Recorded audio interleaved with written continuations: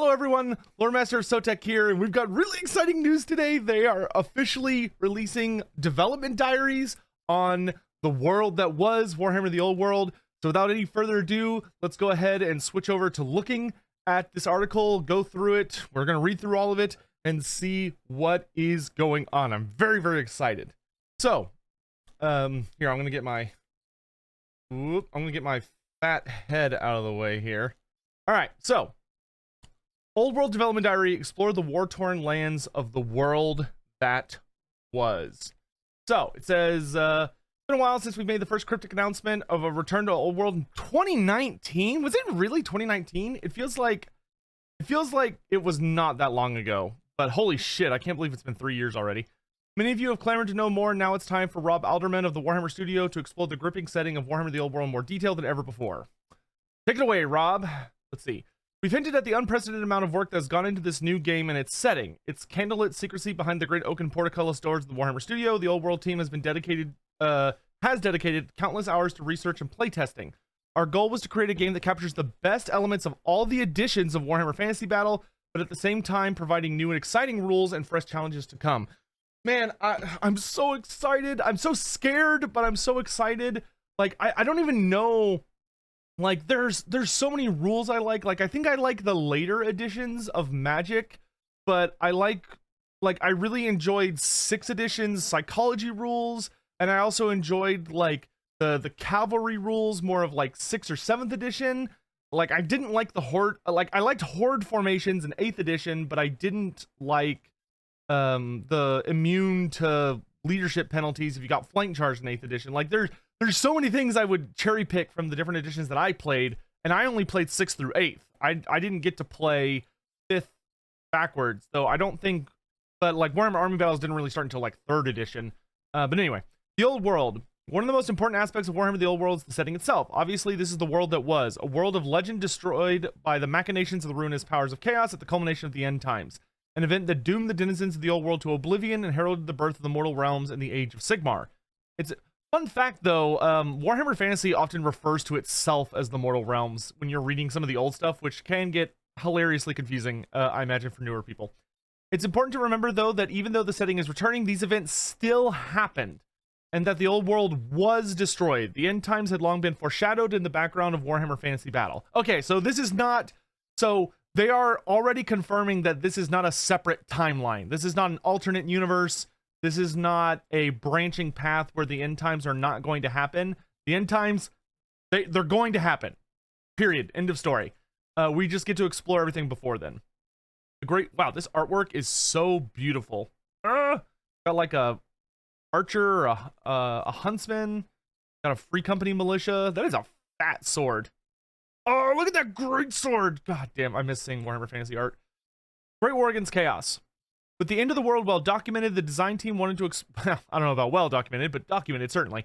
The design team wanted to explore the earlier history of the Old World in more depth, to examine events in the history of Warhammer in more detail than ever before. But which part of its long storied history should they focus on? Go too far back in time to the War of the Beard or the time of Sigmar, for example, and the setting would have become unfamiliar, which is very true. And I do agree with that. This led us to events well known to fans of the Old World, the Great War Against Chaos and the Siege of Prague, 2 centuries before the end times. More precisely, we decided to look into the decades prior to this legendary world-changing event. In those years before the Chaos Lord Azavar Kul led his army south against the nations of men and dwarfs. The Empire of Man was not the unified nation that bravely faced the armies of Archaon that players of Warhammer Fantasy Battle will remember. Instead, it was deeply divided and ravaged by war following long centuries without the unifying presence of a single emperor. All very true. It's interesting, they're spelling cool differently. So Azavar Kul used to be just 1 L. Now it looks like, I don't know if it's a spelling mistake or if they're legitimately changing it to be 2 L's. Because I believe he's of the Kul tribe, which only has a single L in it. But that also might just be a really casual spelling error by whoever wrote this article and they just heard the name. But it could be that they're also changing it, which, you know, wouldn't really be a bad thing by any means. It's just interesting. It's not good or bad. It's just interesting. Anarchy in the Empire. Following the death of the famed Emperor Mandred von Zelt, also known as Mandred Skavenslayer, the Elector Counts were unable to decide upon a successor, and when the Countess of Talabeclan and the Count of Stirland mobilized their armies to claim the Imperial throne by force, the lands of the Empire fell into civil war. In the centuries that followed, numerous claimants to the imperial throne emerged, deepening the divides between the provinces of the empire and prolonging the civil war. Thus, at the time Warhammer the Old World is set, in the years before the Siege of Prague, the empire stands divided, riven by intrigue and beset by internecine war. Of the many provinces that once formed the empire, 4 stand tall, their mighty rulers pressing their claim for the imperial throne, hoping to unify the fractured realm. The Barony of Westerland, ruled by Elspeth Magritta VI, yes. Ruled by Elspeth Magritta VI, Westerland is a wealthy province, its merchant lords grown fat on the trade that flows through Marienburg's vast harbors. Oh man, I'm getting so excited. Ooh, calm down. Okay. The Grand County of Osterland, ruled from the great city of Mindenheim by Count Sigismund Ulrich, Osterland is home to the Wolf Emperors of the North, fierce devotees of Ulrich. The Principality of Reichland, occupying the heartland of Sigmar's empire, the Reichland is ruled by the pious Prince Wilhelm I of Altdorf, a devout servant of the empire's patron deity. And then the Grand Duchy of Talabek, the largest and most culturally diverse of the 4 provinces. Talabek is ruled from the great walled city of Talabheim by Duke Ludwig XII. And this is really interesting because it basically means every major empire god essentially has his own kind of ballpark. So you're gonna have the Westerland, which of course is you got like Marienburg and the entirety of the wastelands. So you've got, and they're like really big on Manon, but I don't think Handrick had started being worshipped yet, if I recall correctly. I'd have to double check the records. But if I don't think Handrick, who's the merchant god, is around at this point, or if he is, he's very, very minor. But I assume that they're going to be very heavily focused on Manon. Then you have the Grand County of Osterland, who are ruling primarily from Mindenheim, but control, almost the entirety of the north with Midland and a lot of, you have Midland, what will become Hochland, and a bunch of other stuff. Obviously very heavily going for Ulrich. And then you have the Principality of Reichland being really big for Sigmar. And then you have the Grand Duchy of Talabek being really big for Tal, the god of nature and the wilds, which is very exciting. In Warhammer the Old World, we discover an empire weakened by centuries of civil war, vulnerable to the ever-present threat posed by rampaging armies of invaders. Beastmen Brayherds surge from the deep forests, burning and defiling all that stands before them. From the moors and mountains come roving bands of orcs and goblins, looting and pillaging, while in the distant, forgotten lands, ancient kings sit upon crumbling thrones, planning the reconquest of the lands of the living. 2 kings! Yet beyond these present threats looms the specter of something far greater, the armies of Azavar Kul amassing in the north. While we know that the Empire would ultimately unify under the leadership of the great Magnus the Pious and turn back the armies of Chaos, at what cost will this unity come? There are many stories to tell of the years before the Great War against Chaos and the desperate ruination of the end times. Truly, Warhammer the Old World promises to reveal much about the world that was, in ways sure to captivate fans of the old world, old and young. I am so fucking excited for this. Like, the maps are looking incredible. I'm really happy about the placement of where the timeline is starting, where they allude earlier to it being decades before the Siege of Prague. So with it being, so the Siege of Prague is in 2302, if I recall correctly.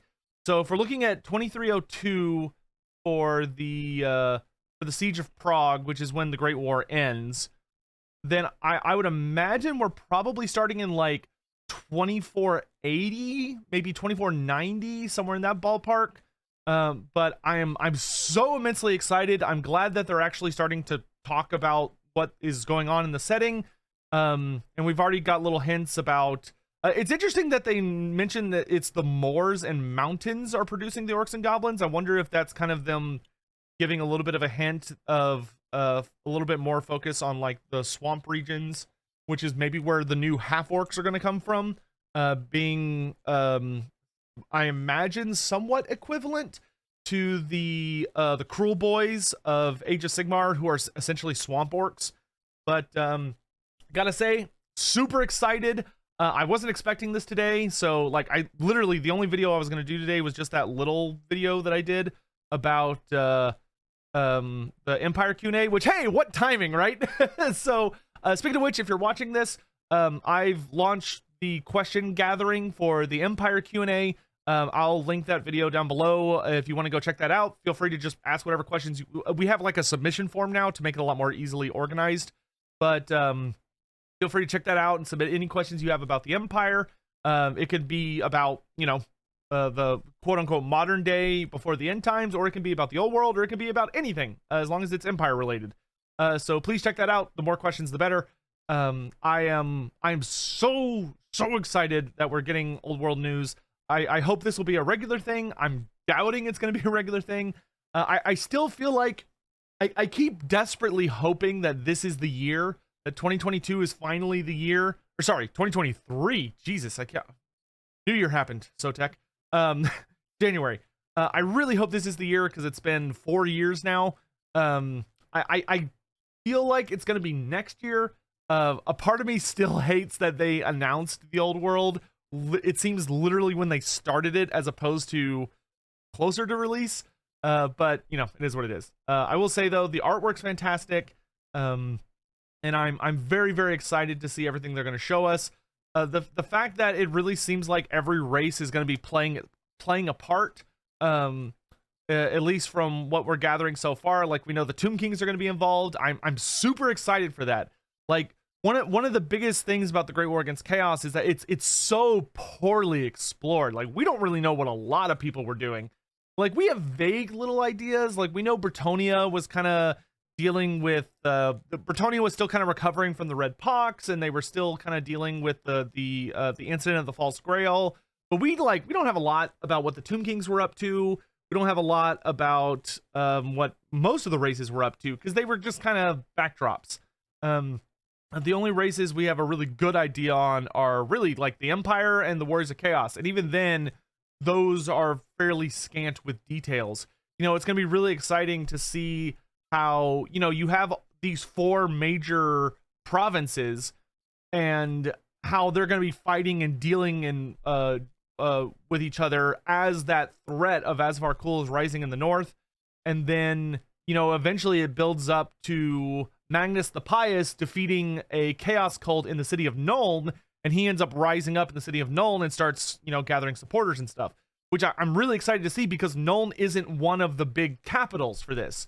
You know, you've got Talabheim, Altdorf, Middenheim, and Marienburg, and there's going to be this kind of nobody merchant guy out of Nuln who's a really pious Sigmarite that ends up unifying everybody. But it takes him a considerable amount of time to not only kind of come to the forefront, but then to travel around the Empire unifying everybody. So, you know, especially if they start this like 20 or 15 or whatever, however many years before the Great War fully kicks off, I am very excited to see how they're going to, like, what all is going on building up to that. Maybe we'll get to learn about a lot of the details of the Chaos Cults, because surely the Chaos Cults were preparing for Asvar Kul's rise. You know, surely the various servants of the Dark Powers were all having their machinations come to fruition to try and coordinate with this assault so that it would weaken the civilizations of the South, you know, the men of the South. That way the forces of chaos would have an easier time rolling them over. So I'm very excited. This was really fun to come home to. I don't know if you could tell, I literally just got home from a run with the dog. So thank you all for watching. Let me know what y'all think about this down in the description. I'll make sure to have a link to this so you can check out the article for yourself. And I will be seeing you guys around. Thanks for watching.